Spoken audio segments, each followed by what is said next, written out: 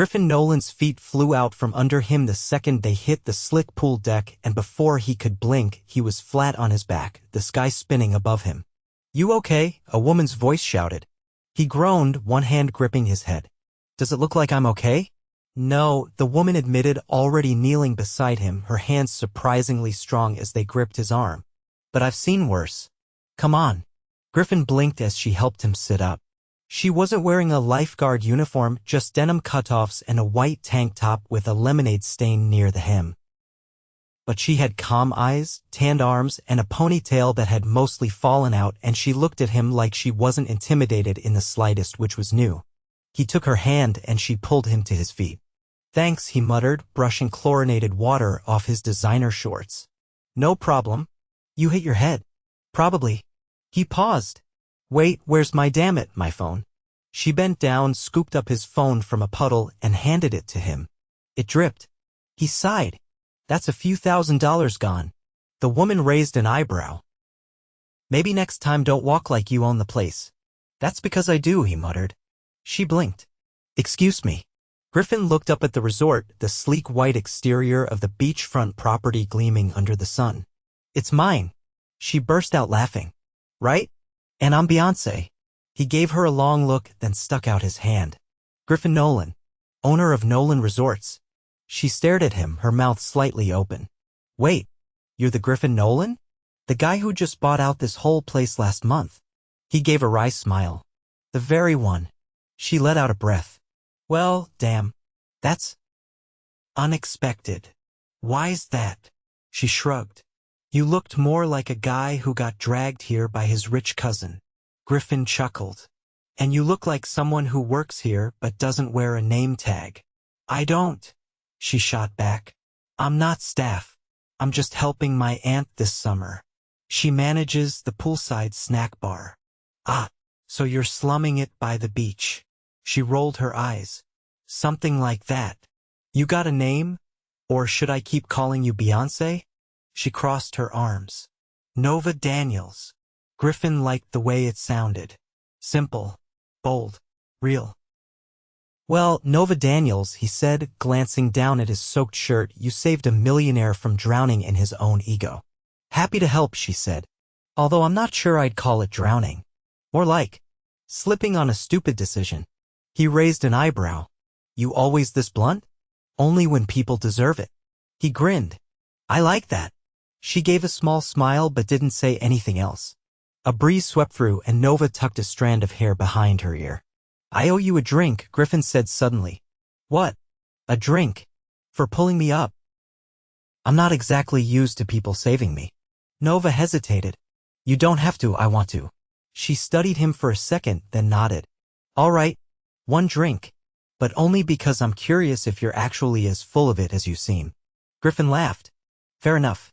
They met 2 hours later at the rooftop bar, his idea. He didn't mention he'd had the bartender clear the entire terrace for them. Nova looked around as she climbed the last step.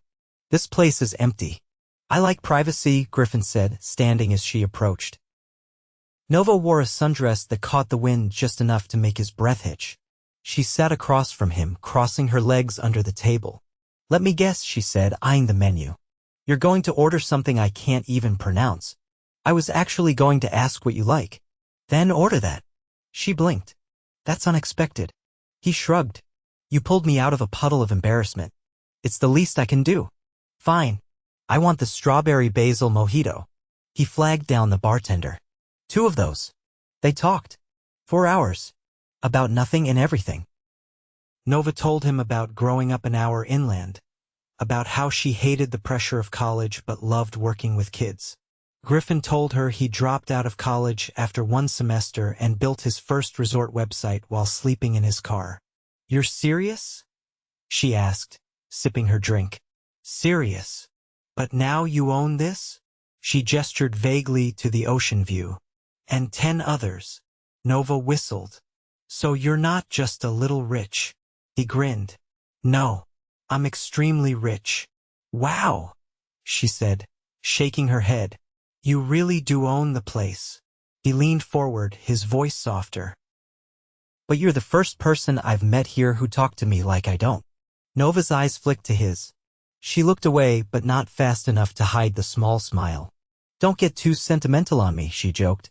You might ruin your reputation. I think it's already ruined. You saw me slip like a cartoon character. True, she said, laughing. That was a solid wipeout. They stayed until the stars came out. Griffin walked her back to the staff wing, stopping just short of her door. I had a good time, he said. Nova nodded. Me too. He looked at her for a long moment. Can I see you again? She hesitated, then looked up at him. I don't really date guys like you. Why not? Because guys like you don't stay. Griffin stepped closer. Maybe I'm not like the others. She studied his face, then smiled. Maybe you're not. He reached for her hand just for a second. Good night, Nova. Night, Griffin. As he walked back to his suite, he realized something strange. For the first time in forever, he wasn't thinking about his next deal, his next acquisition, or his next meeting. He was thinking about Nova Daniels and how the girl who pulled him up might just be the one to knock him off his feet for good. Griffin hadn't planned on staying at the resort past the weekend. He rarely lingered at his properties. He preferred to observe, evaluate, then move on to the next acquisition. But Monday came and went. Then Tuesday. And by Wednesday morning, he found himself ordering his assistant to cancel his meetings in Manhattan for the rest of the week. Tell Langston I'll review the proposal remotely, he said into his phone, pacing the length of the penthouse balcony. And no, I don't want the board to reschedule the quarterly call. Just send me the notes. He hung up before the inevitable questions started. Down below, the pool deck shimmered in the sunlight, freshly mopped, hazard signs neatly placed. Griffin's eyes scanned the lounge chairs, the bar, the shallow end where a family splashed around. But she wasn't there. He tugged a crisp white shirt off a hanger and headed down. He didn't find her at the snack bar either. The woman behind the counter, older with a streak of silver through her braid, gave him a curious look when he asked for Nova. She's delivering inventory to the kitchen, she said, placing a plastic lid on a smoothie. Should be back soon. He didn't wait. He walked straight through the staff gate and into the back corridor, ignoring the startled glances from employees as he passed. He found her in the loading bay wrestling a box of oranges onto a steel cart. Need a hand? He asked. Nova looked up surprised. Her ponytail was higher today and her shirt was tied at the waist, revealing a sliver of skin above her waistband. You're either lost, she said, brushing her hands off on a towel, or stalking me. I prefer determined. She lifted the box onto the cart with a grunt. I thought you were running an empire. I am. Just doing it from here today. She raised an eyebrow. Is that so? I wanted to see you again. Nova pushed the cart toward the kitchen door. You could have waited until I was off work. I didn't want to. She paused, one hand on the handle. Griffin, you don't have to keep showing up just because I pulled you off a wet floor. I know I don't have to. I want to. Nova gestured for him to hold the door open, and he did. The kitchen was bustling, chefs shouting, pans clanging, and the scent of garlic and citrus filled the air.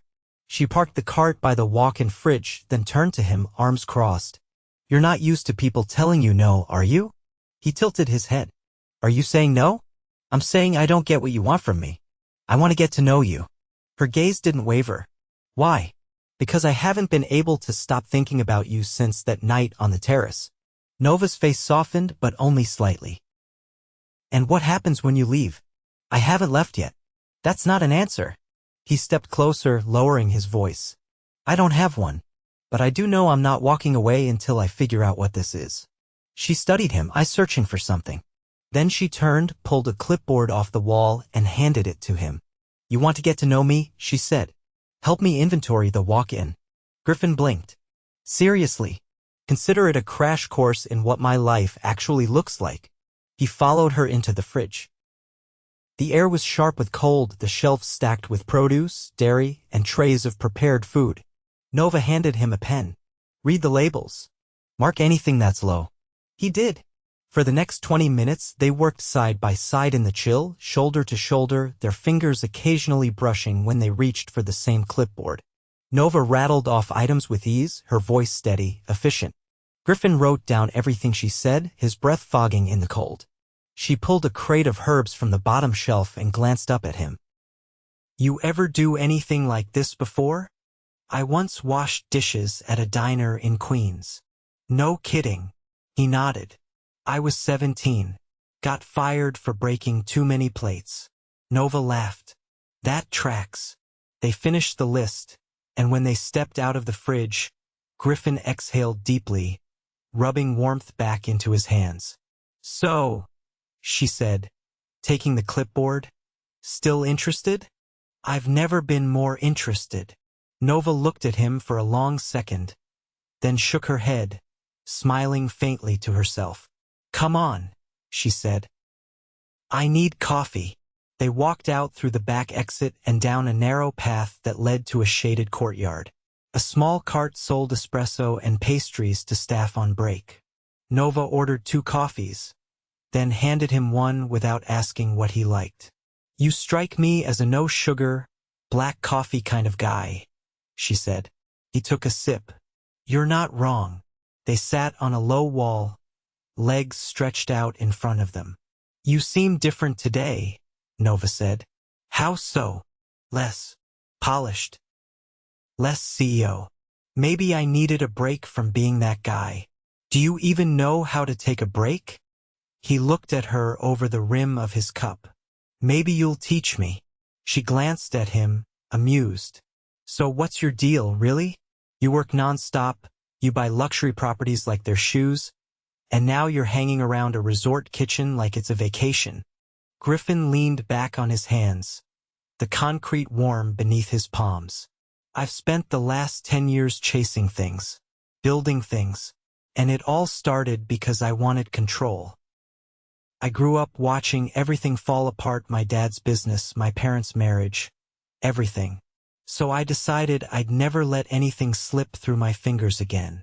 Nova was quiet for a moment. Then she said, That sounds exhausting. It is. They sat in silence, the breeze rustling the palms overhead. Why tell me? She asked finally. Because I haven't told anyone else. Nova looked at him, her expression unreadable. Then she drained the last of her coffee and stood. I have to get back. He stood too. Can I see you tonight? I'm not sure. Why not? Because every time I think about saying yes, I hear this little voice reminding me that nothing about this is normal. Griffin stepped closer. Maybe that's not a bad thing. She hesitated, then nodded once. All right. After dinner. Meet me by the South Dock. He smiled. I'll be there. As she walked away, Griffin stayed rooted, watching her disappear around the corner. He didn't know what was happening between them yet, but for the first time in years, he wasn't trying to control it. He was just letting it happen. And that scared him more than any boardroom ever had. Griffin arrived at the South Dock just as the horizon began to deepen into lavender and gold. The air smelled like salt and sun-warmed wood, and the water lapped quietly against the pilings. The beach had emptied out, and the only sound was the distant rhythm of waves and the creak of boats rocking gently in their slips. Nova was already there, seated on the edge of the pier with her bare feet dangling inches above the water. Her sandals were beside her, and she traded her usual tank top and shorts for a loose navy shirt that fell off one shoulder and a pair of rolled jeans. She didn't look up when he approached, just reached into a wrinkled paper bag and pulled out a piece of mango. Didn't think you'd actually show, she said, popping the fruit into her mouth. I said I would. She glanced at him then, her eyes unreadable in the fading light. Just because you say something doesn't mean I believe it. You still don't trust me. I barely know you. Griffin sat beside her, leaving a space between them. Then let's change that. Nova stared out at the water. I don't do things halfway, Griffin. If I let someone in, they're in. So I don't let people in lightly. He nodded once, pulling his knees up and resting his arms on them. I've spent most of my life shutting people out. So I get it. They sat in silence for a while. A pair of gulls circled overhead, their cries sharp against the hush of the ocean. What happened? She asked finally. He didn't pretend not to know what she meant. My father made promises he couldn't keep. To clients. To my mother. To me. One day he just vanished. Left us to clean up the wreckage. He paused. The day I found out he'd emptied my college fund to cover his debts, something snapped. I told myself I'd never depend on anyone again. Nova leaned back on her hands, her gaze still fixed on the horizon. And did it work? It got me here. But are you happy here? Griffin opened his mouth, then closed it. That wasn't a question he'd expected. I don't know, he admitted. Nova looked at him then, really looked.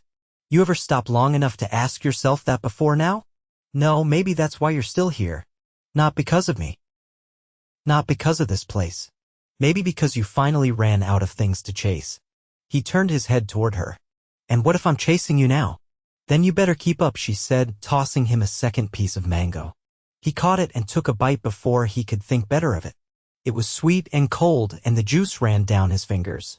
Nova laughed. You look like someone who's never eaten fruit without a fork. Not true. I've eaten grapes. Pre-washed and served in a crystal bowl, I'm guessing. He nudged her shoulder with his. You're relentless. You're used to being flattered. I'm not here to do that. I know. That's what I like about you. She didn't respond to that. Instead, she pulled a folded sheet of paper from her back pocket and handed it to him. What's this? Community center schedule. I volunteer there twice a week. We're hosting a fundraiser in 2 days. You said you wanted to know me. This is a piece of me.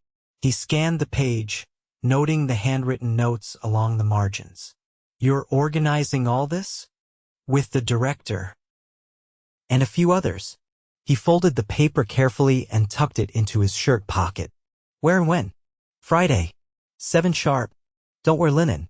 He glanced at her. Why not? Because it's in the elementary school gym and the air conditioning hasn't worked since last summer. Griffin grinned.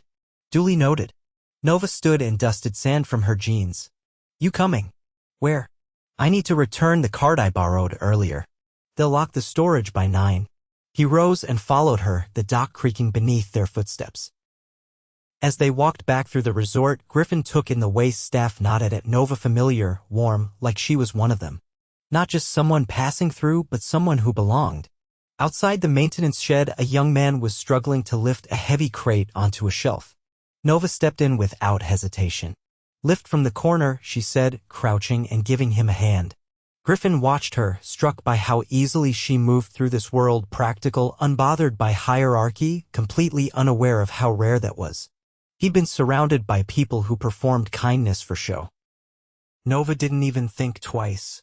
As they left the shed, she glanced at him. You look like you're thinking too hard. I'm trying to figure out how someone like you still exists. Someone like me? Someone who doesn't ask for anything and gives everything anyway. Nova's expression shifted, just slightly. Too many people take without giving, Griffin. Someone's got to balance the scale. They walked in silence until they reached the staff courtyard. She stopped at the edge of where guests weren't allowed and turned to him. This is as far as you go. You sure? For tonight. He nodded, stepping back. I'll see you Friday. Nova gave a small nod, then disappeared through the gate. Griffin lingered for a long moment, then pulled the schedule from his pocket and looked at it again. He wasn't used to following someone else's lead, but for Nova, he'd follow every step. Griffin adjusted the collar of his button-down and glanced at the faded yellow walls of the elementary school gym. The linoleum flooring had long lost its shine, and the basketball hoops hung a little crooked. But the room was alive with laughter, music, and the scent of homemade food drifting from the folding tables against the wall.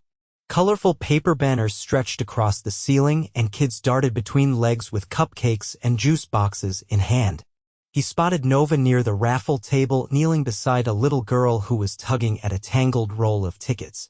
Her hair was pinned up in a way he hadn't seen before, simple, functional. She wore a soft gray tee knotted at the hip and jeans with a rip at the knee. He couldn't take his eyes off her. Griffin moved through the crowd, exchanging polite nods with strangers until he reached her side. She didn't notice him at first. She was focused on the child, her voice low and patient. There you go, she said, freeing the last ticket from the roll and handing it to the girl. Now go pick your prize. When she turned and saw him, her eyes widened briefly. You came. I said I would. I know. She stood, brushing her hands on her jeans. But I half expected some emergency jet to pull you away. I don't fly out on Fridays anymore. Nova tilted her head. Since when? Since last week. Her lips twitched, but she didn't let the moment linger. Instead, she handed him a clipboard. You're on balloon duty. I beg your pardon? You're tall. The helium ones keep floating into the rafters. You're on retrieval. Griffin laughed, then nodded. Lead the way. They spent the next hour weaving through the event, him catching rogue balloons with the help of a borrowed broomstick, her orchestrating cakewalks and corralling volunteers with practiced calm. He watched the way people lit up when she spoke to them, the way she remembered names, asked about sick relatives, joked with teenagers who clearly adored her. When a woman in a bright orange scarf approached and asked Griffin to help carry folding chairs from the back room, he didn't hesitate. He returned to find Nova at the donation table, counting bills and change with a focused frown. We're short, she said when he came up beside her. Not by much, but enough that we won't hit the grant match. How much? About 800. Griffin looked at the stack of envelopes. Can I cover it? Nova's eyes lifted sharply. No, I'm not offering because I think you can't raise it. Then why? Because I want to contribute. Then buy some raffle tickets like everyone else. He reached for his wallet, pulled out a few bills, and shoved them into the fishbowl marked raffle. Done. Her eyes narrowed. You didn't even take the tickets. I don't want to win. Why not? Because I already did. Nova blinked, caught off guard. He didn't press the moment, just gave her a quiet smile and walked toward the makeshift stage where a band of teenagers was setting up with mismatched instruments. The rest of the night passed in a blur of music, laughter, and neon-lit chaos. Griffin helped stack chairs at the end, wiped down tables, and carried boxes to the parking lot. By the time the gym emptied out, his sleeves were rolled up, his shirt was wrinkled, and he looked more like a local dad than the CEO of a luxury empire. Nova locked the front doors behind them and leaned against the brick wall just outside the entrance, exhaling slowly. I forgot how much these nights wear me out. Griffin stood beside her, still catching his breath. I haven't worked this hard since I tried to open my second resort with a crew of 6 and a deadline that nearly killed me. She looked at him, her expression softer now. You were good tonight. You didn't think I would be? I thought you'd be gone halfway through. You're not the only one learning to stay. They stood quietly for a beat, the hum of insects filling the night air. Then she said, You're really not leaving, are you? I don't want to. But you have a whole life somewhere else. I had a life that looked good on paper. It never felt like this. Nova crossed her arms, hugging herself lightly. And what exactly does this feel like? He stepped closer. Like something real. Like something that doesn't disappear the second I blink. Like I'm finally standing still, and the world's still turning. She didn't look away. I don't want to be someone's escape. You're not. You're the reason I want to stop running. Her eyes searched his, reading him carefully. Then she reached into her back pocket and pulled out a folded note. A kid gave me this tonight, she said, handing it to him. Didn't know what to do with it. He unfolded it. A crayon drawing of a man holding a balloon in one hand and a woman in the other. A jagged heart floated above them, bright red. The caption read, I hope you stay. Griffin stared at it for a long second, then looked up. Is this how your life always is? Mostly. I want to be part of it. Nova hesitated. This isn't glamorous. I've had glamorous. This is better. Her voice was quiet. You really mean that? I do. She didn't speak, just stepped forward slowly. When she reached him, she rose on her toes and kissed him, not the kind of kiss meant to impress or distract, but one that felt like an answer. When they pulled apart, she whispered, I wasn't expecting you to fall. Griffin rested his forehead against hers. I slipped, remember? You caught me. She laughed softly. I guess I did. And now I'm not going anywhere. The next morning, Griffin made calls, big ones. Not to leave, but to stay. He arranged for a satellite office to be set up in town. He offered to sponsor the community center's summer programs. He met with local officials, shook hands, signed checks. He didn't do it to impress Nova. He did it because he finally understood what it meant to invest in something that couldn't be bought. 2 months later, the South Dock was strung with lights. A small group gathered, friends from the community, kids from the center, Nova's aunt with a camera in hand. Griffin stood at the edge in a crisp blue shirt, his shoes off, ankle-deep in ocean water. Nova walked toward him barefoot, the hem of her dress trailing behind her. She stopped in front of him, heart in her eyes. He took her hand. "I've built a lot of things," he said. "But nothing has ever mattered more than this." She nodded once, tears bright but unfallen. The officiant cleared his throat. "Ready?" Griffin looked at her. "I was the moment I fell." Nova squeezed his hand. "I was the moment I pulled you up." They said their vows surrounded by the sea, the stars, and the people who had seen them grow into something neither of them had expected but both of them had chosen. And when they kissed, the crowd cheered, the water kissed their feet, and the lights above shimmered like a promise. They didn't just fall in love. They found something worth standing still for. The morning sun filtered through gauzy white curtains as Griffin stirred, the scent of fresh coffee already drifting in from the kitchen. He reached across the bed instinctively, but Nova was gone. A faint clatter of dishes and the low hum of music from the old speaker she kept on the windowsill told him exactly where she was. He gave himself a moment to absorb the quiet peace of the room, the way her books were stacked unevenly on the nightstand, how a cardigan of hers hung on the back of the chair she always forgot to put away. It wasn't just her space anymore. It was theirs. He pulled on a t-shirt and padded out barefoot into the kitchen, where Nova stood at the counter, barefoot too, swaying slightly to the beat of a soulful piano melody. She wore one of his button-downs, half tucked into a pair of sleep shorts, and her hair was twisted up in a messy knot that still somehow took his breath away. "You're up early," he said, reaching for a mug. "I couldn't sleep," she said, not looking over. "Too many thoughts." "Anything I need to worry about?" "No. Not worries. Just possibilities." He leaned against the counter, watching her pour batter onto a hot skillet. "What kind?" She glanced at him, eyes bright. "I got a call late last night. The city council approved funding for the new rec center wing. They want me to manage the expansion." His brows rose. "That's incredible, Nova." "It is," she said, flipping the pancake. "But it's also going to be a lot. I need to commit full time. No more seasonal hours. No more skipping meetings for beach walks and impromptu balloon rescues." He stepped toward her. "So you're going to do it?" "I want to. But I also know what that means for us." He reached for her hand, gently guiding her to face him. "Then let's talk about what we are." She held his gaze. "I don't want to be something temporary in your life, Griffin." He didn't hesitate. "You're not. But your world is still there. New York, the board, the skyline. You built it all. I don't want to be the reason you abandon it." "You're not the reason I left it," he said, brushing a thumb over her palm. "You're the reason I found something better. I've already set up long-term operations here. The resort's new wellness initiative is launching next quarter, and I've hired a local manager to oversee the day-to-day. I'm not going anywhere." Her lips parted slightly. "You never said I didn't want to make promises until I knew this wasn't just a moment. And now?" He cupped her cheek, his voice low. "Now I know this is the only thing that's felt like home in years." Nova blinked hard, emotion rising fast. "I think I knew it the night we danced in the gym." He smiled softly. "You never told me what your wish was that night."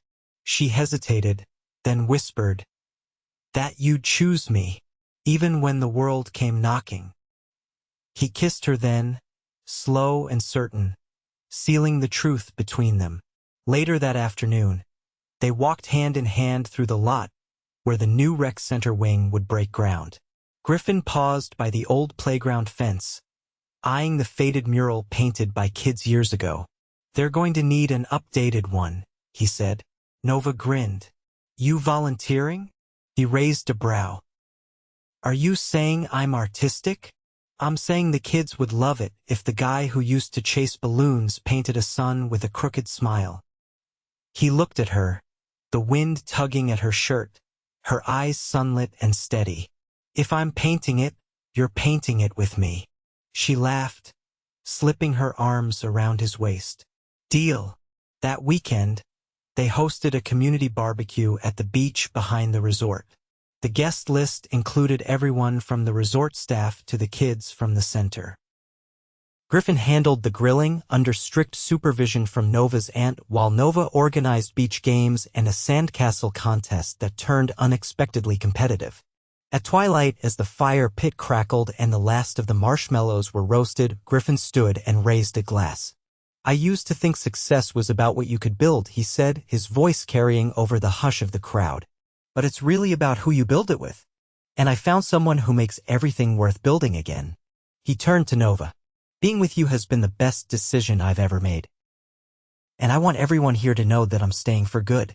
Not just for you, but with you." The crowd clapped, a few kids cheering. Nova looked up at him, stunned, then grinning as he pulled her close. "You just made that up on the spot, didn't you?" "Every word. Straight from the guy who once fell on his face by the pool." She kissed him there, in front of everyone, arms looped around his neck as the stars blinked into view.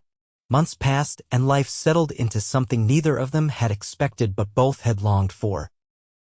Nova led the rec center expansion with passion and purpose, and Griffin became an unexpected fixture in town, hosting mentorship workshops, investing in small businesses, and learning the names of every kid who walked through the center doors.